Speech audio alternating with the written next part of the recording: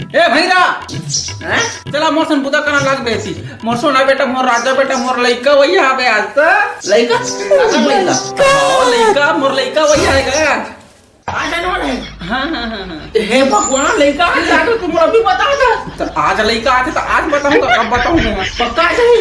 हाँ पक्का ही आज लइका मोर पक्का भैया बताइए कि नहीं बताते हो हाँ गा बता रहे हम लइका आते कि कितना। हे भगवान इसने समय मोला बता दे भैया तो भौजिक साथ में रहना चाहिए इसने समय ये आदमी ने बिल्कुल कर दिया। समझ रहे हो समझ रहे हो ना। तो भौजी फोन लगा के मैं एक काम ना पहले करना जरूर रहेगा।